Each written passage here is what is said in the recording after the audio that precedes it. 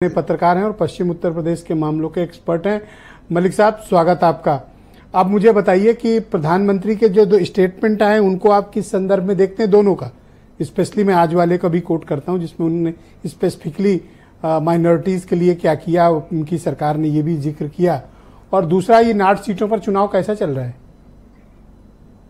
देखिए ब्रजेश जी, अगर आप प्रधानमंत्री जी के स्टेटमेंट की बात करें, खाली ये कल का और आज के स्टेटमेंट की बात ही नहीं है। प्रधानमंत्री जी स्टेटमेंट लगातार बदल रहे हैं और प्रधानमंत्री जी का जिस तरह का भाषण होना चाहिए, जिस तरह का वजनदार उनकी बातें होनी चाहिए, हमें इस बार प्रधानमंत्री जी के भाषणों ने बड़ा निराश किया है।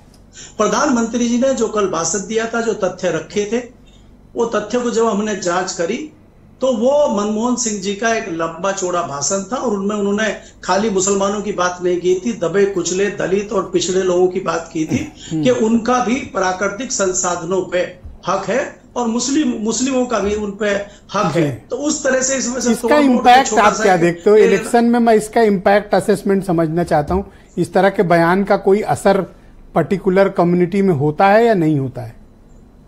नहीं, इसका बयान ये होता है कि प्रधानमंत्री जी को जितना सीरियस लोग लेते हैं, इस तरह के बयानों से प्रधानमंत्री को उस तरह से सीरियस लोग नहीं लेते। और मुझे लगता है ये भारतीय जनता पार्टी के खिलाफ ये बयान जाता है और तुरंत आप अगले दिन चेंज कर दे रहे, जैसा कि आज अलीगढ़ पे आपने देखा।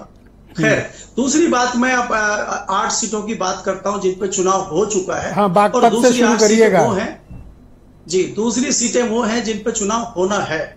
अभी देखिए, हमारे मित्र को घेर लेते हैं आप, अनिल दुबे जी को। कभी नहीं, दोस्त है हमारे, कभी नहीं घेरता सर। भव्य स्वागत हो रहा है जयंत चौधरी जी का, चारू चौधरी जी का, और बाकी लोग करे ना करें, जाट करे ना करें, मुसलमान भव्य स्वागत कर रहे हैं। क्योंकि मुसलमान तो आप देख रहे हैं कि भारतीय जनता पार्टी के लिए वोट डालने के लिए मरा जा रहा है। जितना भारतीय जनता पार्टी जी ने काम मुसलमानों के लिए किया है, अब वास्तव में काम किया है, अगर आप सीरियसली पूछेंगे, चाहे धारा 370 हटाना हो, चाहे 3 तलाक का मामला हो, लेकिन मुसलमान उस चीजों को नहीं समझ रहे। इनको, दुबे जी को यह होना चाहिए कि जयंत चौधरी के जाने से कितना जाट समाज भारतीय जनता पार्टी के साथ आया है। मैं सीरियस जहां पे होके आया हूं ब्रजेश जी, 19 तारीख के बाद हम शायद डिबेट पे नहीं बैठ पाए हैं। मैं अपने गांव में गया और खुद भी मैं वोट डाल के आया हूं। तो वहां पे मैंने अपने गांव में पता किया, जहां पे कोई झूठ बोलेगा ही नहीं, 50% जाट तो वोट डालने निकला नहीं। 50% में से जो जाट वोट डालने निकला है, उसमें से 10-15% लोगों ने आरएलडी बीजेपी के कैंडिडेट को वोट दिया है।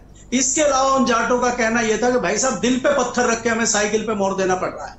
ये तो स्थिति है दिल पे पत्थर रख के, इस तरह की चीज है जी, क्योंकि वो साइकिल को पसंद करते नहीं है आराम से। आपकी सीट कौन सी थी? गठबंधन हो जी, कैराना सीट है हमारी, कैराना। ओके। दूसरी चीज ये है कि अगर आप देखें, जैसे कि मैं विनोद जी की एक बात से सहमत नहीं हूं कि भारतीय जनता पार्टी ने मेरठ का टिकट बदला है क्योंकि वहां पे अग्रवाल जी 6,500 से जीते थे। संजीव बालियान से उनको 300 वोट ज्यादा मिले थे। संजीव बालियान के तो उनसे भी कम थे और संजीव बालियान की वजह से ही नेगेटिव माहौल भारतीय जनता पार्टी का वेस्टर्न यूपी में बना है। तो संजीव बालियान का टिकट क्यों नहीं कटा? अगर भारतीय जनता पार्टी संजीव बालियान का टिकट बदलती, अगर भारतीय जनता पार्टी कैराना से जो अभी वर्तमान सांसद है उनका, मुझे एक शार्प रिप्लाई आपसे चाहिए कि इन 8 सीटों पर बीजेपी का मामला ज्यादा मजबूत है या फिर अपोजिशन इनमें से किन्हीं सीटों पर अच्छी फाइट भी दे रहा है?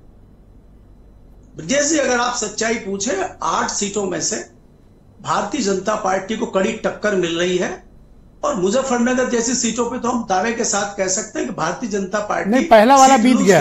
अब गाजियाबाद नोएडा में बीजेपी को कौन टक्कर देगा सर?